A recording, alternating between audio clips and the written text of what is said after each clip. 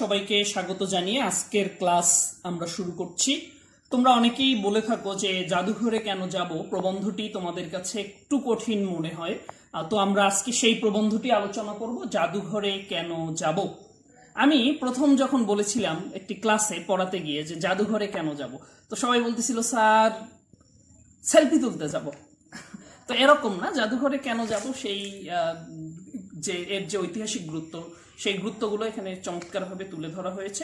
প্রবন্ধটি লিখেছেন জাতীয় অধ্যাপক ডক্টর আনিসুজ্জামান স্যার। সম্প্রতি স্যার পরলোক গমন করেছেন।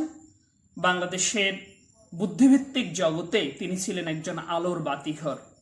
অধ্যাপক আনিসুজ্জামান 1937 সালের 18 ফেব্রুয়ারি কলকাতায় জন্মগ্রহণ করেন এবং স্যার কলকাতা থেকে বাংলাদেশে এসেছিলেন।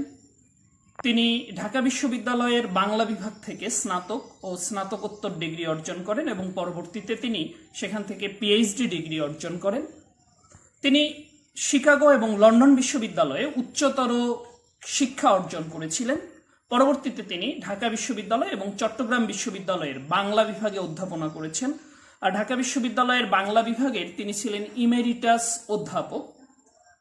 আনিসুজ্জামান স্যার সারা জীবনে বাংলা সাহিত্য নিয়ে, বাংলা ভাষা নিয়ে গবেষণা করে অনেক গুরুত্বপূর্ণ কিছু গ্রন্থ লিখেছেন।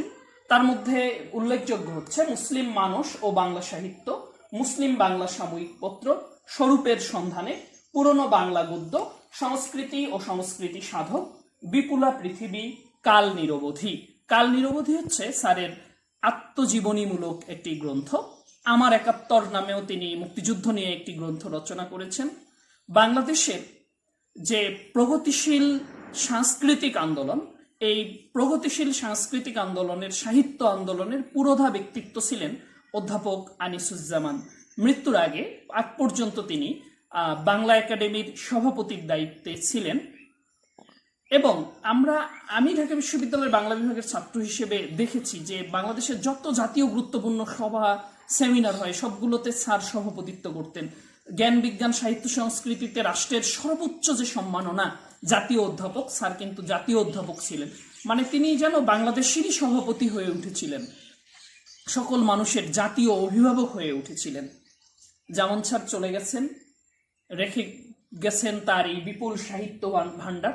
আমরা সেখান থেকে আজকে একটি ছোট্ট বিষয় আলোচনা করব, জাদুঘরে কেন যাব। জাদুঘরে কেন যাব প্রবন্ধটি চট্টগ্রাম বিশ্ববিদ্যালয় জাদুঘরের রজত জয়ন্তী উপলক্ষে, অর্থাৎ 25 বছর পূর্তি উপলক্ষে একটি স্মারক বের করা হয়, প্রকাশনা বের করা হয়, যার নাম ছিল ঐতিহ্যায়ন, যেটির সম্পাদক ছিলেন শামসুল হুসাইন। এই ঐতিহ্যায়ন স্মারক পুস্তিকায় জাদুঘরে কেন যাব প্রবন্ধটি ছাপানো হয়েছিল। তোমাদের বইয়ে সেখান থেকে প্রবন্ধটি নেওয়া হয়েছে। জাদুঘরে কেন যাব প্রবন্ধের শুরুতেই লেখক বলছেন যে পাশ্চাত্য দেশে, অর্থাৎ পশ্চিমা দেশগুলোতে এই জাদুঘর তত্ত্ব বা মিউজিওলজি, মিউজিওগ্রাফি বা মিউজিয়াম স্টাডিজ একটি স্বতন্ত্র বিদ্যায়তনিক শৃঙ্খলা, মানে একাডেমিক ডিসিপ্লিন হিসেবে বিশ্ববিদ্যালয়গুলোতে পাঠ করা হয়। এই জাদুঘর পৃথিবীতে প্রথম স্থাপিত হয়েছিল আলেকজান্দ্রিয়ায় খ্রিস্টপূর্ব 3য় শতকে, অর্থাৎ যীশু খ্রিস্টেরও জন্মের আগে, খ্রিস্টপূর্ব তারও 300 বছর আগে, কিংবা এর কোনো কাছাকাছি সময়, সেটি নির্দিষ্ট করে বলা কঠিন। লেখক মজা করে বলছেন যে সেটি ঠিক নির্দিষ্ট করে বলতে পারবো না, কারণ তখন আমি সেখানে ছিলাম না। আশ্চর্যজনক হলো যে মানুষ জাদুঘর বিশেষজ্ঞ না হয়ে কোন অনুপ্রেরণায় এই জাদুঘরটি প্রতিষ্ঠিত করেছে, সেটি আমাদের কাছে আজকে বিস্ময়ে জায়গা নিয়ে একটি ব্যাপার। তো পৃথিবীর এই যে প্রথম জাদুঘর, অর্থাৎ আলেকজান্দ্রিয়ার যে জাদুঘর, সেটি কিন্তু শুধু জাদুঘর ছিল না, সেটি অনেক বড় একটি আয়তন নিয়ে গড়ে উঠেছিল। সেটিতে একাধারে একটি গ্রন্থাগার বা লাইব্রেরি ছিল, সেখানে চিড়িয়াখানা ছিল, সেখানে একটি উদ্ভিদ উদ্যান ছিল বড় পরিসর নিয়ে। তবে শেষ পর্যন্ত সেটি ছিল একটি দর্শন চর্চা কেন্দ্র। আগের দিনে যে লাইব্রেরি, যে জাদুঘরগুলো, মিউজিয়ামগুলো গড়ে উঠত, সেগুলো কিন্তু গড়ে উঠত প্রতিষ্ঠাতার রুচি মাফিক, মর্জি মাফিক, অর্থাৎ জনসাধারণের ইচ্ছা বা চাহিদা অনুসারে নয়। তখনও জাতীয়ভাবে জাদুঘর প্রতিষ্ঠার প্রচলন শুরু হয়নি, অর্থাৎ জাদুঘর ব্যক্তি উদ্যোগে প্রথম প্রতিষ্ঠিত হয়েছিল। এই ব্যক্তি বা পরিবারের উদ্যোগে যখন জাদুঘর তৈরি হয়, সেই জাদুঘরগুলোতে ওই ব্যক্তির বা ওই পরিবারের কিংবা ওই বংশের শৌর্য বীর্যের ইতিহাস সংগ্রহ করা হতো। তবে ইউরোপীয় রেনেসাঁসের পর এই জাদুঘরের দরজা সাধারণ মানুষের জন্য খুলে যায়, আমজনতার প্রবেশাধিকার সেখানে তৈরি হয়। তোমরা জানো ইউরোপীয় রেনেসাঁস হচ্ছে ইউরোপের একটি নবজাগরণ। 14 থেকে 16 শতকের মধ্যে ইউরোপে সেটি ঘটেছিল। এর ফলে ইউরোপের কুসংস্কার দূর হয়ে জ্ঞান বিজ্ঞান শিল্প সাহিত্য সংস্কৃতির জাগরণটি তৈরি হয় এবং এই ইউরোপীয় রেনেসাঁসের মধ্য দিয়ে ইউরোপীয় সমাজ প্রাচীন যুগ থেকে মধ্যযুগ থেকে আধুনিক যুগে উত্তরণের পথরেখাটি তৈরি হয় এই ইউরোপীয় রেনেসাঁসের মধ্য দিয়ে। এই ইউরোপীয় রেনেসাঁস কিন্তু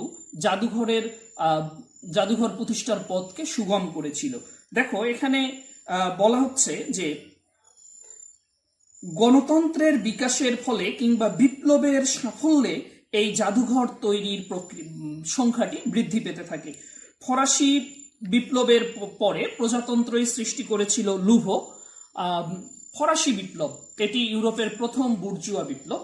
তোমরা জানো যে বাস্তিল দুর্গ দখল করার মধ্য দিয়ে এই ফরাসি বিপ্লব হয়। ফরাসি বিপ্লবে নেতৃত্ব দিয়েছিল ধনিক শ্রেণী এবং তাদের সহযোগী ছিল শ্রমিক শ্রেণী। এর মধ্য দিয়ে একটি বিপ্লব হয়, এটি ইউরোপের প্রথম বুর্জুয়া বিপ্লব। সাম্য, মুক্তি, ভ্রাতৃত্ব, সম্পত্তির পবিত্র অধিকার, মুক্তি, সাম্য, ভ্রাতৃত্ব ও সম্পত্তির পবিত্র অধিকার, এটি ছিল এই বিপ্লবের একটি স্লোগান। এই বিপ্লবটি অর্থাৎ ফরাসি বিপ্লবের মধ্য দিয়ে যে নবচেতনা জাগ্রত হয়, তার মধ্য দিয়ে জাদুঘর জনসাধারণের হাতে চলে আসে। জনগণের জন্য জাদুঘর নির্মাণের প্রচেষ্টাটি আমরা লক্ষ্য করি। এখানে আরো বলা হচ্ছে রুশ বিপ্লবের কথা, যে এরপর রাজপ্রাসাদে হারমিতিয়ে গড়ে ওঠে। তোমরা জানো রাশিয়ায় একটি বিপ্লব হয়েছিল যেটিকে রুশ বিপ্লব বলা হয়। লেনিনের নেতৃত্বে সেই সমাজতান্ত্রিক বিপ্লবটি হয়েছিল এবং এই রুশ বিপ্লবের ফলে সেখানে জারতন্ত্রকে হটিয়ে রাশিয়ায় বিশ্বের প্রথম সমাজতান্ত্রিক রাষ্ট্র প্রতিষ্ঠিত হয়। এই রুশ বিপ্লবের মাধ্যমে জারতন্ত্রকে হটিয়ে সমাজতান্ত্রিক রাষ্ট্র ব্যবস্থা চালু হয় রাশিয়ায় লেনিনের নেতৃত্বে, যেটি বলশেভিক পার্টি এই বিপ্লবটি করেছিল। তোমরা জানো সমাজতান্ত্রিক রাষ্ট্র ব্যবস্থার মূল কথা হলো রাষ্ট্রের যে সম্পত্তি থাকবে সেই সম্পত্তির জনগণই হবে সকল সম্পত্তির মালিক এবং রাষ্ট্র সেটি দেখাশোনা করবে, সবাই কাজ করবে, রাষ্ট্র সবাইকে সমানভাবে সাম্য ব্যবস্থার মধ্য দিয়ে সবাইকে সবকিছু ভাগ করে দিবে, অর্থাৎ সেখানে ধনী গরিব বৈষম্য থাকবে না। এই যে বৈষম্যহীনতার চিন্তা, এই বৈষম্যহীন সকলের সম অধিকারের যে চিন্তা, সেই চিন্তাটি কিন্তু জাদুঘরের সকলের প্রবেশাধিকার নিশ্চিত করার ক্ষেত্রে একটি গুরুত্বপূর্ণ ভূমিকা রেখেছিল। আমরা দেখব যে লেখক এখানে বলছেন টাওয়ার অফ লন্ডনের মতো ঐতিহাসিক প্রাসাদ এবং তার যে সংগ্রহশালা, সেগুলো সাধারণ মানুষের দৃষ্টিগোচর হওয়া শুরু হলো সময়ের ব্যবধানে পৃথিবীতে গণতন্ত্রের চর্চা বৃদ্ধি পাওয়ার ফলে। আমরা দেখব যে এই যে ব্যক্তিগত সংগ্রহকারী যারা জাদুঘর তৈরি করেছেন, তারাও একটি সময় গিয়ে সেটি জনসাধারণের জন্য টিকিটের মাধ্যমে নামমাত্র মূল্যের বিনিময়ে উন্মুক্ত করে দেয় এবং যে পরবর্তীতে জাদুঘর প্রাতিষ্ঠানিকভাবে তৈরির আমরা প্রথম উদ্যোগ লক্ষ্য করি অক্সফোর্ড বিশ্ববিদ্যালয়ে। তোমরা জানো যে যুক্তরাজ্যের সবচেয়ে প্রাচীন বিশ্ববিদ্যালয় হচ্ছে অক্সফোর্ড বিশ্ববিদ্যালয়। এই অক্সফোর্ড বিশ্ববিদ্যালয়ে অ্যাশমোলিয়ান মিউজিয়াম নামে একটি মিউজিয়াম বা জাদুঘর তৈরি হয়।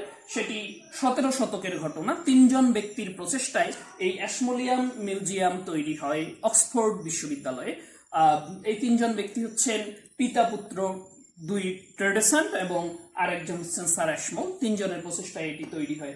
পরবর্তীতে আমরা দেখব যে ব্রিটেনের সবচেয়ে বড় যে মিউজিয়াম, যেটিকে আমরা বলছি ব্রিটিশ মিউজিয়াম, সেই ব্রিটিশ মিউজিয়াম প্রতিষ্ঠিত হয় 18 শতকে এসে এবং এই ব্রিটিশ মিউজিয়ামও 3 জন ব্যক্তির প্রচেষ্টায় গড়ে উঠেছিল। নামগুলো তোমরা খেয়াল করো, sir Hans Sloane, Robert Cotton, Earl of Oxford, Robert Harley. এই 3 জন ব্যক্তির প্রচেষ্টায় ব্রিটিশ মিউজিয়াম সেখানে চালু হয়। যে এই সময় এসে যে সাম্রাজ্যবাদ হচ্ছিল, নতুন নতুন কলোনি স্থাপন হচ্ছিল, সেই উপনিবেশবাদী শক্তিগুলো তাদের উপনিবেশিক অঞ্চলে সেখানে জাদুঘর তৈরি করে। এবং পরবর্তীতে আমরা দেখব যে উপনিবেশবাদের শৃঙ্খল থেকে মুক্ত হয়ে এক একটি রাষ্ট্র যখন স্বাধীন হচ্ছিল, তখন তারা কিন্তু নিজের আত্মপরিচয়কে তুলে ধরার জন্য নতুন করে নিজেরা জাদুঘর প্রতিষ্ঠা করা শুরু করে। প্রিয় শিক্ষার্থীরা, এ প্রসঙ্গে তিনি আমাদেরকে লেখক জানাচ্ছেন যে একসময় আলেকজান্দ্রিয়ায় যে বিশাল খোলামেলা জায়গা নিয়ে বড় আকারের জাদুঘর তৈরি হয়েছিল, এ যুগে তার একমাত্র নিদর্শন সম্ভবত ব্রিটিশ মিউজিয়াম। অর্থাৎ ব্রিটিশ মিউজিয়ামেও আমরা দেখি অনেক বড় জায়গা নিয়ে প্রতিষ্ঠিত, যেখানে চিড়িয়াখানা আছে, যেখানে উদ্ভিদ উদ্যান আছে, যেখানে পড়াশোনার জন্য লাইব্রেরি রয়েছে, যেখানে বক্তৃতার ব্যবস্থা আছে, সেমিনার রুম রয়েছে। অর্থাৎ আয়তনের দিক থেকে চিন্তা করলে পৃথিবীর প্রথম যে জাদুঘর অর্থাৎ আলেকজান্দ্রিয়া মিউজিয়াম, তার সাথে ব্রিটিশ মিউজিয়ামের একটি সাদৃশ্য লক্ষ্য করা যায়। কিন্তু পরবর্তীতে এসে আমরা দেখি যে এই যে ধারণা মিউজিয়ামের যে অনেক বড় আকারের হতে হবে, এই ধারণার জায়গায় পরিবর্তন আসে এবং ছোট ছোট অংশ নিয়ে এক একটি করে জাদুঘর প্রতিষ্ঠার প্রবণতা লক্ষ্য করা যায়। প্রিয় শিক্ষার্থীরা, তোমাদেরকে যে বিষয়টি বলছিলাম যে আলেকজান্দ্রিয়ার মিউজিয়াম কিংবা ব্রিটিশ মিউজিয়াম যে বিশাল আয়তন নিয়ে গড়ে উঠেছিল, বর্তমানে সেই ধারণাটি পরিবর্তন হয়েছে। এখন এক একটি লাইব্রেরির ছোট্ট একটি কর্নারেও কিন্তু এক একটি জাদুঘর প্রতিষ্ঠিত হচ্ছে। অর্থাৎ আয়তনের ব্যাপারটি আগের মতো এখন আর রক্ষা করা সম্ভব হচ্ছে না বা করতেছে না। এখন আমরা দেখব যে এই যে জাদুঘর প্রতিষ্ঠিত হচ্ছে, এর মধ্যে প্রশাসনগতভাবেও জাদুঘর অনেক প্রকার, অনেক ধরনের আমরা রূপভেদ দেখব। যেমন জাতীয় জাদুঘর, অর্থাৎ একটি জাতির সামগ্রিক জাতিসত্তার পরিচয় বহন করে জাতীয় জাদুঘর। আঞ্চলিক জাদুঘরে একটি অঞ্চলের জীবন, কালচার, সংস্কৃতি, ঐতিহ্য, ইতিহাস তুলে ধরা হয়। একইভাবে আমরা দেখব যে সামরিক জাদুঘর, যেখানে সামরিক বিভিন্ন ব্যাপারগুলো তুলে ধরা হয়। আমরা খেয়াল করব এরকম বিভিন্ন অঞ্চল নিয়ে বিভিন্ন ধরনের জাদুঘর প্রতিষ্ঠিত হয়। বিশেষ করে একজন ব্যক্তির জীবন নিয়েও কিন্তু একটি জাদুঘর প্রতিষ্ঠিত হতে পারে। উদাহরণ হিসেবে বলছি বঙ্গবন্ধু জাদুঘরের কথা। অর্থাৎ বঙ্গবন্ধু শেখ মুজিবুর রহমান তার যে ধানমন্ডির 32 নম্বর রোডের যে বাড়িটিতে তিনি শাহাদাত বরণ করেছেন, সেই বাড়িটি কিন্তু এখন জাদুঘরে রূপান্তর করা হয়েছে এবং সেটির নাম দেওয়া হয়েছে বঙ্গবন্ধু জাদুঘর। 1997 সালে এই বাড়িটিকে জাদুঘরে রূপান্তর করা হয়। অর্থাৎ একজন ব্যক্তির জীবন কর্ম নিয়েও একটি জাদুঘর হতে পারে। আমরা এর মধ্যে আঞ্চলিক জাদুঘর দেখব, নগর জাদুঘর, বিশ্ববিদ্যালয় জাদুঘর, বিজ্ঞান জাদুঘর, যেখানে বিজ্ঞান নিয়ে বিভিন্ন বিষয় আছে। এরকম জাদুঘরের ধারণা বৈচিত্র্য আমরা লক্ষ্য করি। আমাদের জাতীয় জাদুঘর হলো যেটি শাহবাগে অবস্থিত, অর্থাৎ ঢাকা জাদুঘর নামে যেটির পথ চলা শুরু, সেটি এখন জাতীয় জাদুঘর আমাদের শাহবাগে অবস্থিত। তোমরা অনেকেই দেখে থাকবা, ঢাকা বিশ্ববিদ্যালয়ের পাশেই, কাজী নজরুল ইসলামের কবরের পাশেই সেই জাতীয় জাদুঘরটি। আমরা দেখব যে আমাদের নগর জাদুঘর রয়েছে, যেটি ঢাকা দক্ষিণ সিটি কর্পোরেশনের যে নগর ভবন সেখানে অবস্থিত নগর জাদুঘর। আমরা দেখব আমাদের মুক্তিযুদ্ধ জাদুঘর, দেশে বেসরকারি উদ্যোগে গড়ে ওঠা মুক্তিযুদ্ধ নিয়ে প্রথম জাদুঘর হচ্ছে মুক্তিযুদ্ধ জাদুঘর, যেখানে আমাদের 1971 সালের মহান মুক্তিযুদ্ধের ইতিহাস, ঐতিহ্যগুলো, দলিল দস্তাবেজগুলো সংরক্ষণ করা হয়। আমরা দেখব আমাদের দেশে জাতিতাত্ত্বিক জাদুঘর নামে একটি জাদুঘর রয়েছে চট্টগ্রামের আগ্রাবাদে। সেখানে আমাদের দেশের 25টি নৃতাত্ত্বিক জাতিগোষ্ঠীর বৈশিষ্ট্য এবং 5টি বিদেশি জাতির নিদর্শন সেখানে সংরক্ষণ করা হয়েছে। এরকম বহু ধরনের জাদুঘর আমরা লক্ষ্য করব। প্রিয় শিক্ষার্থীরা, আমরা জাদুঘরে যেটাই সংগ্রহ করা হোক, তার 4টি বৈশিষ্ট্যের কথা লেখক এখানে বলেছেন। তোমরা খেয়াল করো, যা চমকপ্রদ, যেটা দেখলে মানুষ চমকিত হয়, যা অনন্য, অতুলনীয়, যা লুপ্তপ্রায়, যা বিস্ময় উদ্রেককারী, এরকম বিষয় বা বস্তু জাদুঘরে সংরক্ষণ করা হয়। তাহলে তোমাদের কিন্তু বহু নির্বাচনী প্রশ্নের জন্য এগুলো গুরুত্বপূর্ণ, যে জাদুঘরে কোন বিষয়গুলো, বস্তুগুলো সংরক্ষণ করা হয়। ক, যা চমকপ্রদ; খ, যা অনন্য; গ, যা লুপ্তপ্রায়। ঘ সবগুলো। কি হবে উত্তর? সবগুলো। অর্থাৎ এভাবে করে প্রশ্ন হতে পারে, এজন্য এগুলো মনে রাখবা। প্রিয় শিক্ষার্থীরা এই প্রসঙ্গে লেখক তার জাদুঘর প্রসঙ্গে একটি কথা বলেছেন, একটি অভিজ্ঞতার কথা বলেছেন, যে আমাদের জাতীয় জাদুঘরের প্রথম যখন ভিত্তিপ্রস্তর স্থাপন করা হয় সেই সময় তৎকালীন পূর্ব পাকিস্তানের গভর্নর আব্দুল মোনায়েম খান সেখানে প্রধান অতিথি হিসেবে উপস্থিত থেকে সেই ভিত্তিপ্রস্তর স্থাপন করেছিলেন। আমন্ত্রিত অতিথিদের মধ্যে সেখানে নিতান্তই তখনকার জুনিয়র একজন শিক্ষক ঢাকা বিশ্ববিদ্যালয়ের অধ্যাপক আনিসুজ্জামান স্যার, তিনিও সেখানে উপস্থিত ছিলেন। এবং জামান স্যার খুব বিস্ময়ের সাথে খেয়াল করছেন যে মাননীয় শিক্ষামন্ত্রী মহোদয় তার ভাষণ যখন পড়তেছেন তখন তিনি সব জায়গায় যেখানে জাদুঘর লেখা আছে কিন্তু তিনি জাদুঘর না পড়ে মিউজিয়াম শব্দটি পড়তেছেন। এরপরেই তিনি বললেন যে চা খাওয়ার সময় আমাদের শিক্ষক প্রথম অর্থমন্ত্রী ডক্টর এম এন হুদা, অর্থমন্ত্রীর নাম কি তাহলে ওই সময়ের? এম এন হুদা, তিনি আনিসুজ্জামান স্যারকে বললেন যে গভর্নর সাহেবের কাছে যান, তার একটি প্রশ্ন আছে আপনার কাছে, তিনি সেটি জিজ্ঞেস করবেন। তো জামান স্যার যখন গভর্নরের কাছে গেলেন, গভর্নর তখন বললেন যে আপনারা মিউজিয়ামকে জাদুঘর বলেন কেন? তো উনি বললেন স্যার এটাকে তো বাংলায় জাদুঘরই বলা হয়। তো তখন গভর্নর সাহেব অনেক রেগে গেলেন এবং গিয়ে বললেন এখানে যে আল্লাহর কালাম দেখলাম সেটি কি জাদু? অর্থাৎ জাদু বলতে তিনি ভেলকি, ইন্দ্রজালিক যে ব্যাপারটি, জাদুটোনা, তাবিজ কবজ, এই ব্যাপারগুলি মনে করেছেন এবং বলার চেষ্টা করছেন আল্লাহর কোরআন যেহেতু শাশ্বত কালাম, কাজেই সেটি জাদু হতে পারে কিনা। আসলে জামান স্যার তখন তার ভুলটি বুঝতে পারলেন। গভর্নর মিউজিয়ামের মধ্যে তুগরা হরফে লিখা নুসরাত শাহের আশরাফপুর শিলালিপিতে লিখা একটি মসজিদের শিলালিপি সেখানে ছিল, যেহেতু সেটি আরবি হরফে লিখা, তুগরা হরফে লিখা আরবি এ কারণেই তিনি এটি আরবি লেখা দেখেই ভেবেছিলেন যে এটি সম্ভবত কোরআন, আল্লাহর কালাম। আমাদের অনেকেরই এরকম ধারণা, আরবি লেখা দেখলেই আমরা মনে করি যে এটি কোরআন, কিন্তু ব্যাপারটা তা না, আরবি তো একটি ভাষা। তারপরেও আনিসুজ্জামান স্যার তার ভুল ভাঙানোর চেষ্টা করলেন এবং বললেন যে এখানে যে জাদু, এই জাদু মানে জাদুটোনা না, এখানে জাদু মানে বিস্ময় উদ্রেক করা, এরকম বিস্মিত হওয়া, যেখানে যে জায়গায় গেলে বিস্মিত হওয়ার মতো জিনিস দেখা যায় সেটি জাদুঘর। কিন্তু গভর্নর সন্তুষ্ট হলেন না, তিনি বললেন যে না, জাদুঘর বলা যাবে না, আপনাদেরকে মিউজিয়ামই বলতে হবে। তারপর জামান স্যার সেখানে মজা করে বলছেন যে আমি তর্ক করা বৃথা, হুকুম শিরোধার্য করে চ্যান্সেলরের সামনে থেকে পালিয়ে এলাম। জ পলায়তে সজীবতী, যে পালিয়ে যায় সে বেঁচে যায়। তিনি এখানে বলছেন চ্যান্সেলরের সামনে থেকে, অর্থাৎ তৎকালীন গভর্নর যিনি থাকতেন তিনি ঢাকা বিশ্ববিদ্যালয়ের চ্যান্সেলর থাকতেন, এই অর্থে তাকে চ্যান্সেলর বলা হচ্ছে। আরো একটা প্রবাদ আছে, স্যার বলছেন যে চোর পালালে বুদ্ধি বাড়ে, অর্থাৎ গভর্নরের সামন থেকে চলে আসার পর আনিসুজ্জামান স্যারের কাছে মনে হলো যে আমি যদি বলতাম যে জাদুঘর শব্দটির জাদু শব্দটি ফার্সি, তাহলে হয়তো তিনি এতটা রাগান্বিত নাও হতে পারতেন।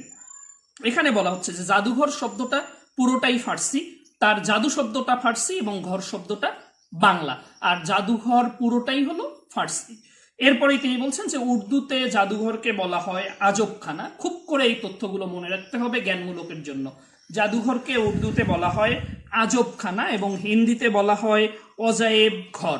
খানা ফার্সি শব্দ, আজব, আজিব এবং অজায়েব আরবি শব্দ। এই জাদু শব্দের দু ধরনের অর্থ রয়েছে বলে আনিসুজ্জামান স্যার আমাদের এখানে জানাচ্ছেন। একটি হচ্ছে জাদু মানে এখানে জাদুটোনা, ইন্দ্রজাল, যেমন আমার ছেলেটিকে বোকা পেয়ে দুষ্ট মেয়েটি জাদু করেছে, তাবিজ করেছে, হ্যাঁ, এই অর্থে ইন্দ্রজাল, জাদুটোনা অর্থে। আরেক অর্থে জাদু মানে কিন্তু বিস্ময় জাগানিয়া, মনোহর, চমৎকার, কৌতূহল উদ্দীপক। যেমন কি জাদু বাংলা গানে, এখানে কিন্তু জাদু বলতে মানে বাংলা গানে কত মাধুর্য, কত সৌন্দর্য, এই অর্থে বলা হচ্ছে। প্রিয় শিক্ষার্থীরা, আমরা দেখব যে তিনি মোনায়েম খানের কথা বলছেন যে তিনি দ্বিজাতি তত্ত্বে বিশ্বাসী হওয়ার কারণে, দ্বিজাতি তত্ত্ব মানে হিন্দু মুসলমান দুটি ভিন্ন জাতি এবং তাদের জন্য দুটি ভিন্ন রাষ্ট্রের দরকার, এই তত্ত্বটি মুহাম্মদ আলী জিন্নার দেয়া, যার ভিত্তিতে ভারত এবং পাকিস্তান এই রাষ্ট্র দুটি 47 সালে ভাগ হয়েছিল। তো উনি যেহেতু দ্বিজাতি তত্ত্বে বিশ্বাস করতেন মোনায়েম খান, এ কারণে মুসলিম ঐতিহ্য সংরক্ষণের ব্যাপারে, মুসলিম ভাব, ভাষা, সংস্কৃতি সংরক্ষণের ব্যাপারে তার একটি আগ্রহ ছিল। সেই আগ্রহের থেকেই তিনি সম্ভবত এই কথাগুলো বলেছেন। আমরা দেখব জাদুঘরকে আত্মপরিচয়ের নিদর্শন হিসেবে দেখা যায়। আনিসুজ্জামান স্যার বলছেন তিনি আমাদের যে জাতীয় জাদুঘর এখন, সেই জাতীয় জাদুঘরে গিয়ে অনেকগুলো বৌদ্ধ মূর্তি দেখেছেন, প্রাচীন লৌকিক এবং পৌরাণিক অসংখ্য দেবদেবী, এত দেবদেবী যে বাংলায় ছিল এটি আমরা জানি না। প্রাচীনকালে অনেক দেবদেবী ছিল, কিন্তু এখন সবগুলো ওইভাবে পূজা প্রচলিত নেই। কিন্তু আমরা জাদুঘরে গেলে কিন্তু এই দেবদেবীগুলো দেখতে পারি, কিংবা মুসলিম ঐতিহ্যের যে ব্যাপারটি সেটিও জাদুঘরে আমরা দেখতে পারি। আনিসুজ্জামান স্যার এখানে ইসা খার কামানে বাংলা হরফে বাংলা লেখা দেখে মুগ্ধ হওয়ার কথা বলেছেন। ইসা খা 12 ভূঁইয়ার তার ব্যবহৃত কামান সংরক্ষণ আছে যেখানে বাংলা লেখা। তো সেটি দেখলে আমাদের মধ্যে এক ধরনের আত্মপরিচয়, এক ধরনের নিজেদের মধ্যে মানে নিজেকে এক ধরনের গর্ব অনুভবের যে জায়গাটি সেটি অবশ্যই হয়। এরপরেই আমরা দেখব যে তিনি বলছেন 1000 বছরের পুরনো ইতিহাস ঐতিহ্য সংরক্ষণ করা হয় এখানে, এজন্যই আত্মপরিচয় আমরা লাভ করতে পারি। এই সাংস্কৃতিক ধারাটি সংরক্ষণের যে আগ্রহটি সেটি সবার মধ্যেই আছে। ব্রিটিশ মিউজিয়ামে ব্রিটিশরা সংরক্ষণ করেছে, কায়রো মিউজিয়ামে মিশরীয়রা তাদের ইতিহাস ঐতিহ্য সংগ্রহ করেছে, এরকম করে সবাই সংগ্রহ করার চেষ্টা করে। কুয়েত জাদুঘরে আমার ছোটবেলায় দেখা ব্রিটিশ ভারতীয় মুদ্রার যেটি দেখেছি, জামান স্যার বলছেন সেটি তার মধ্যে ভারতীয় নাগরিক, ভারতীয় উপমহাদেশের অধিবাসী হিসেবে এক ধরনের গর্ববোধ হওয়ার বিষয়টি তৈরি করে। এরপর খেয়াল করব এই জাদুঘর দেখে কিন্তু স্যার এখানে নীল বড় বড় কড়াইয়ের কথা বলছেন, যে অনেক বড় বড় কড়াইয়ের বিশালত্ব এত বেশি সেটি মনের মধ্যে এক ধরনের ভালো লাগা তৈরি করে। কিন্তু এর পিছনে একটি দুঃখজনক ইতিহাস রয়েছে। এই কড়াইগুলোতে নীল জাল দেওয়া হতো, যে নীল চাষে বাধ্য করার জন্য ব্রিটিশরা আমাদের পূর্বপুরুষদের উপর অনেক অত্যাচার নির্যাতন করেছিল। প্রিয় শিক্ষার্থীরা, এরপরেই স্যার খুব মজা করে বলছেন যে টাওয়ার অফ লন্ডনে সবাই কোহিনূর দেখতে ভিড় জমায়। কোহিনূর হচ্ছে একটি মূল্যবান হীরা যেটি ভারতীয় উপমহাদেশের ছিল, ব্রিটিশরা সেটি দখল করে নিয়ে গেছে, যা টাওয়ার অফ লন্ডনে এখন শোভা পায়। তো উনি মজা করে বলছেন যে জাদুঘরে শুধু নিজেদের জিনিস না, অন্যেরটা হরণ করে এনেও সম্ভবত রাখা যায়। অর্থাৎ ব্রিটিশরা দীর্ঘদিন আমাদের দেশ শাসন করার ফলে আমাদের অনেক কিছুই তারা নিয়ে গেছে, সাম্রাজ্যবাদী শক্তির যে আগ্রাসন সেটি তো চলেই ছিল। এরপরে স্যার এখানে শেষের দিকে বলছেন যে জাতীয় জাদুঘর একটি জাতিসত্তার পরিচয়কে তুলে ধরে। এই জাদুঘর আমাদেরকে জ্ঞান দান করে, আমাদের শক্তি যোগায়, আমাদের চেতনা জাগ্রত করে এবং আমাদের মনোজগৎকে সমৃদ্ধ করে। এজন্য জাদুঘর একটি শক্তিশালী সামাজিক সংগঠন। সমাজ বিকাশে জাদুঘরের গুরুত্বপূর্ণ ভূমিকা রয়েছে। তিনি বলছেন গণতন্ত্রের পথকেও প্রশস্ত করে এই জাদুঘর। অর্থাৎ আমরা যখন পূর্বপুরুষদের সংগ্রামী ঐতিহ্যগুলো দেখি তখন আমাদের মধ্যে সেই সংগ্রামী চেতনা তৈরি হয়। এতে করে আমাদের কিন্তু গণতন্ত্রের পথ বিকশিত হয়, অধিকার বোধ আমাদের মধ্যে জাগ্রত হয়। এভাবে করে আমরা আমাদের ভাবাদর্শ বা মতাদর্শ মানুষের পরিবর্তন হতে পারে। এত কিছু বলার পরেও স্যার বলছেন যে এরপরেও বড় কথা হলো জাদুঘর মানুষকে আনন্দ দেয়, এসব কারণে আমরা জাদুঘর পরিদর্শনে যাব। এত কিছুর পরেও কেউ যদি জিজ্ঞেস করে যে জাদুঘরে কেন যাব, তো স্যার বলছে আপনারা যেতে বলছে কে।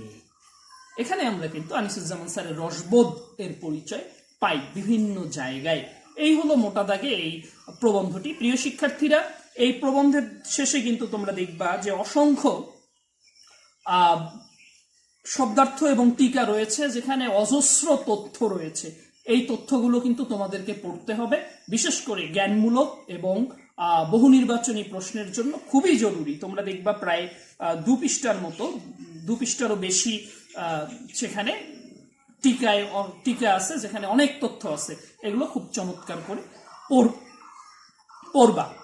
আগের ভিডিওটিতে তোমরা অনেকেই বলেছিলা যে ওয়ালটি অনেক বেশি নোংরা। আসলে এই বাড়িটি এখন ব্যবহার করা হয় না, এজন্য আসলে এটি পরিষ্কার পরিচ্ছন্ন নেই। তোমরা জানো যে আমি গ্রামের বাড়িতে অবস্থান করছি, অন্যান্য জায়গাগুলোতে অনেক বেশি শব্দ। তোমরা গ্রামে জানো মানুষ অনেক বেশি, বিভিন্ন সাউন্ড, এই কারণে এই জায়গাটি আমি বেছে নিয়েছি। এই আর কি ব্যাপারটি। দেখা হবে আগামী দিনে নতুন কোনো ক্লাসে। ততদিন ভালো থাকবা।